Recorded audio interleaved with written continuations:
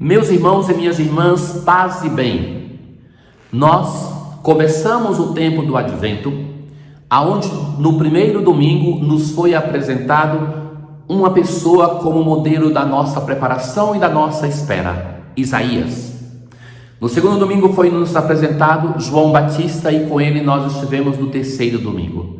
Hoje, no quarto e último domingo do Advento, nós encontramos a terceira pessoa, aquela que é espera e que é realização, a Virgem Maria, modelo e realização da promessa de Deus que vem salvar a humanidade. A liturgia de hoje nos apresenta Maria como aquela através do qual nos chega o Deus conosco, o Emmanuel, que está para chegar. Ouçamos.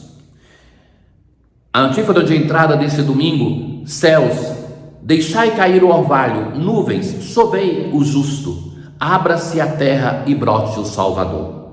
Nós ouvimos na semana passada da profecia de Isaías esse texto.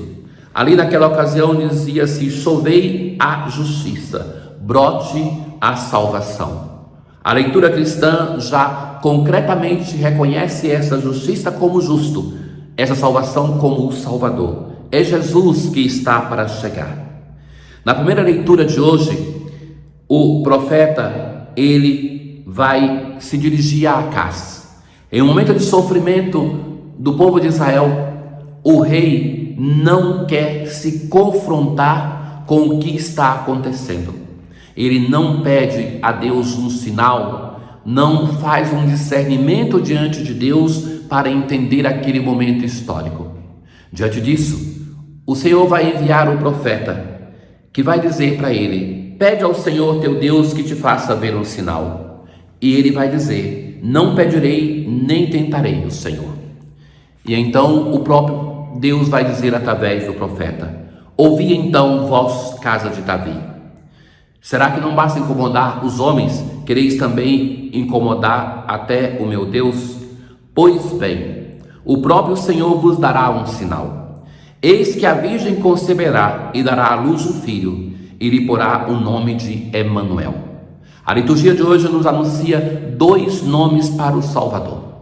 Esta profecia, ela não teve nunca nenhuma realização no meio do povo de Israel, a não ser com a Virgem Maria e o seu filho. Emmanuel quer dizer Deus conosco.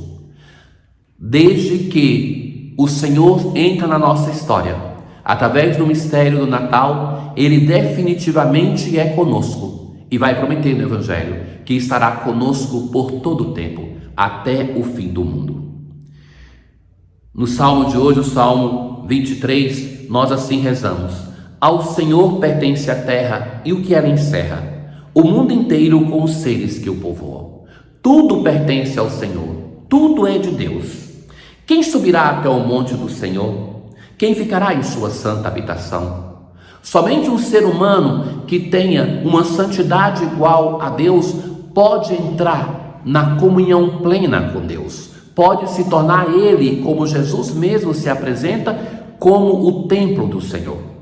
Esse salmo chama o povo de Israel, chama nós a uma santidade de vida para nos aproximarmos de Deus, do seu templo, mas nos apresenta que aquela humanidade santificada, com condições para chegar no trono de Deus, é o próprio Jesus. Sobre este desce a bênção do Senhor e a recompensa de seu Deus e Salvador. É assim a geração dos que o procuram e do Deus de Israel buscam a face. No mistério da encarnação, Deus, que não podia ser olhado no Antigo Testamento face a face, ele se apresenta, ele se deixa ver, ele se deixa contemplar, tocar. Deus, de fato, é Deus conosco, é o Emmanuel. Hoje, no início da carta aos Romanos, o apóstolo Paulo vai dizer assim, que ele foi chamado a uma vocação de apóstolo através daquilo que Deus havia prometido através dos profetas. O que ele tinha anunciado a respeito do seu filho, descendente de Davi segundo a carne, autenticado como filho de Deus com poder. O mistério da encarnação, nós contemplamos aquele Deus que se torna um de nós, que vem entre nós, descendente de Davi, como se tinha prometido, e que nós vamos ver nas profecias desses dias, e que no mistério da encarnação manifesta a sua grandeza. É por ele e pelo Cristo que recebemos a graça da vocação para o apostolado, a fim de podermos trazer a obediência da fé, a conversão. Obediência é a capacidade de escuta de Deus através do seu Filho.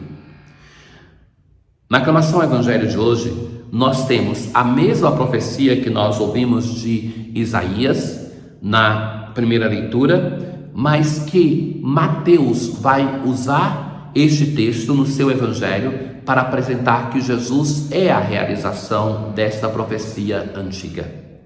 E a aclamação do Evangelho é justamente essa citação de Mateus: eis que a Virgem conceberá e dará à luz um filho, chamar-se-á Emanuel, que significa Deus conosco. O início do Evangelho de Mateus, depois da sua genealogia que nós já ouvimos, nós temos 3 personagens que se encontram, 3 personagens que são assim descritos. A origem de Jesus Cristo foi assim: Maria estava prometida em casamento a José, segundo o personagem, e ficou grávida pela ação do Espírito Santo. Então, Jesus, o terceiro personagem. Essa é a Sagrada Família. Em um momento de dificuldade ou de crise, porque nasce já de um modo conturbado, José, sendo homem justo, resolveu abandonar Maria. Não necessariamente porque dela não confiava. Isso pode ser, é possível, mas talvez este homem, e os padres da igreja vão também evidenciar essa possibilidade, ele se sentia numa situação incômoda. Qual era o lugar dele ao lado do Filho de Deus, ao lado da mãe do Filho de Deus? Ele confia na santidade de Maria e por isso percebe que estava cometendo um equívoco e quer sair dessa família antes de se realizar um casamento. E então José, enquanto pensava nisso, o Senhor lhe aparece em sonho e vai dizer: José, filho de Davi, não tenhas medo de receber Maria como tua esposa, porque ela concebeu pela ação do Espírito Santo. Não tenhas medo é a expressão que aparece em cada chamado vocacional. Esse momento para José em sonho, como aquele José do Egito ligado aos sonhos, então Deus o chama para uma vocação, aquele de ser esposo da sua mãe, mas de ser também, de algum modo, através da adoção, pai do Filho de Deus.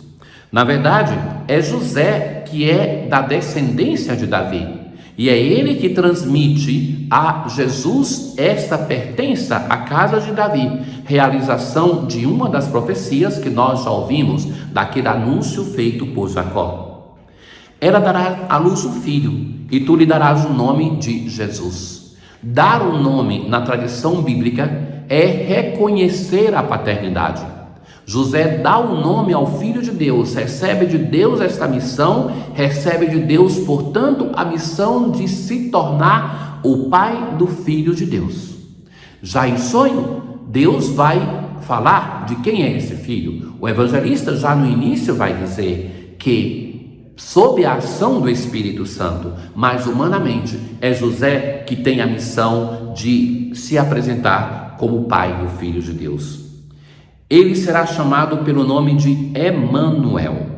Então, aquilo que é a promessa de Deus vai se chamar Emanuel.